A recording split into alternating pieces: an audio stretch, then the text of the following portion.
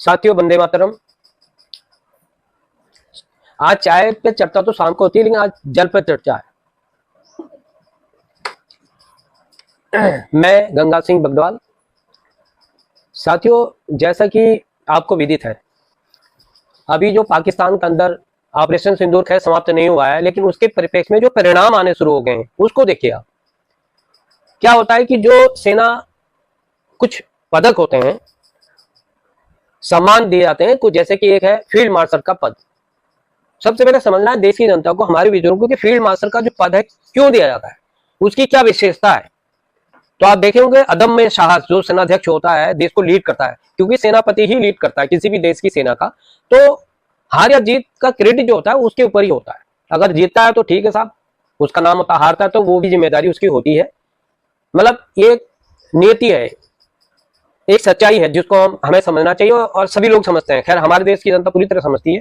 उसी के परिप्रेक्ष्य में आपने देखा होगा, जो अभी ऑपरेशन सिंदूर समाप्त तो नहीं हुआ है, लेकिन इसी भी आपने देखा होगा कि पाकिस्तान की धज्जियां भारत ने उड़ा दी और जोर का झटका धीरे से लगा दिया। जब जोर का झटका धीरे से लग गया, पूरी दुनिया के अंदर तहलका मच गया, या हिंदुस्तान ने क्या कर दिया। और सबसे बड़ी बात देखो, सबसे बड़ी बात क्या कि हिंदुस्तान फंसा नहीं।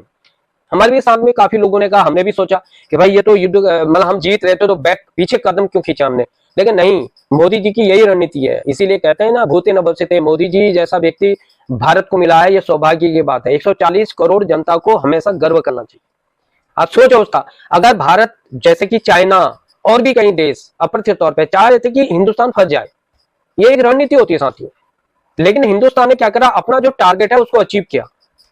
उनके जो आतंकवादी अड्डे थे ध्वस्त कर दिए, ठीक हो गया, ठीक है, ध्वस्त कर दिया साहब। फिर उन्होंने रिटेलियन किया। तो इंडिया ने क्या करा कि जो इनके एयरक्राफ्ट, जहां इनका संवेदनशील क्षेत्र है, जहां पे इनके न्यूक्लियर बम होते हैं, परमाणु बम है, उनका जखीरा है, जहां पे इनके F-16 है, F-17 है, जो चाइना के द्वारा और भी कई ऐसे एयरक्राफ्ट कैरियर है, उनको, उनके अड्डों को ही ध्वस्त कर दिया। अब उड़ोगे कहां से, उड़ोगे भैया? जब टेकअप ही नहीं कर पाओगे, रनवे पे दौड़ोगे, उड़ोगे कहां से? तो ये तो हो गए पंगु।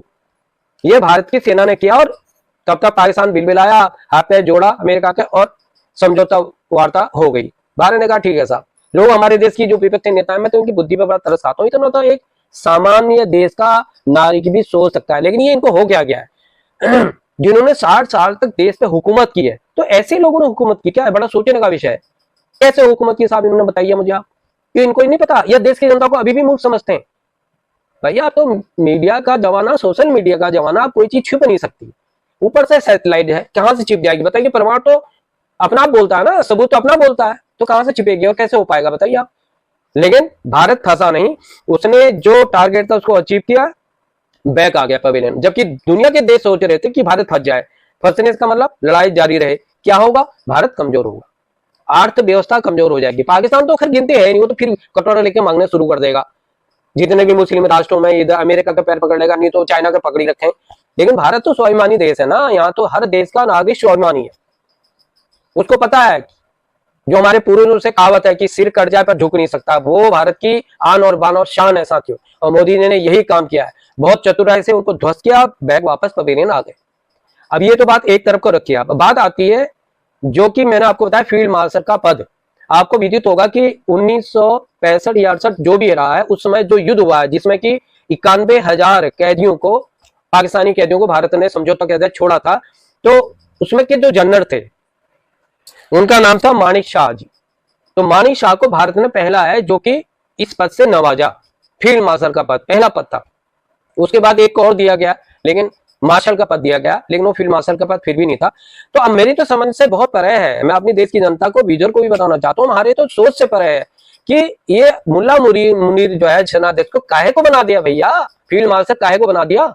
इन्हें कौन सा ऐसा ना तीर मार दिया, इन्हें दिन बड़ी तोपे, मतलब हारे हुए जनरल को। अब ये पाकिस्तान का ही कैरेक्टर है साथी, ये उन्हीं की नीति है। अब ये इनकी, अब क्या कह सकते हैं इसको, आप सोच सकते हैं इनका बुद्धि और इनका दिमाग कहाँ पे है।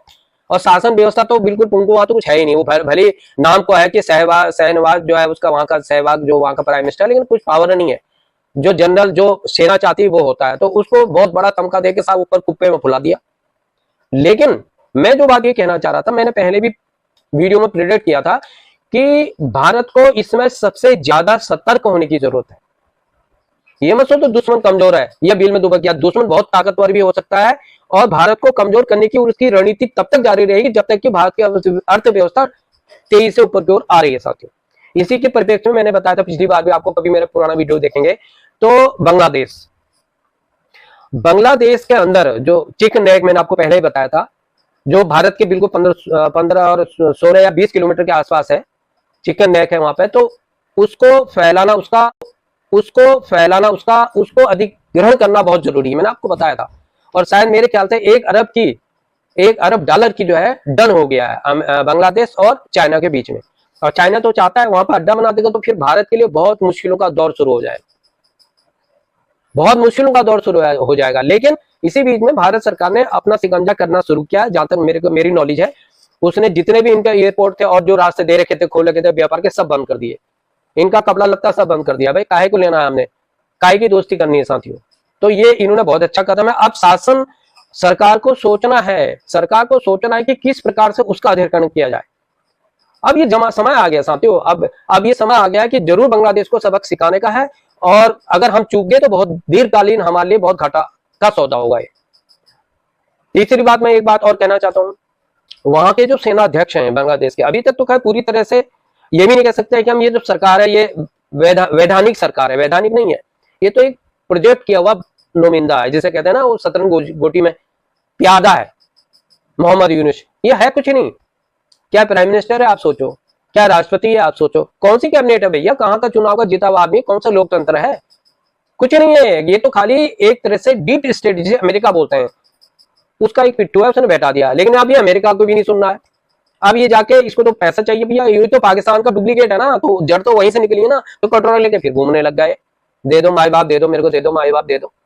चाइना के गोद में बैठ गया, तो चाइना का भैया चल ठीक है ये शर्त है, और ये शर्त क्या है, अगर ये चिकन नेक जो है अगर चाइना को उसको बैठा दिया, फिर आप बाहर उसको निकाल नहीं सकते, फिर बाहर नहीं निकाल सकते चाइना को, आप समझ लीजिए। अगर वो जम गया तो फिर नहीं निकलेगा। तो इसलिए मौका भारत के पास, बिल्कुल आक्रामक कार्रवाई करे, सैनिक कार्रवाई करे, चूके तो गए।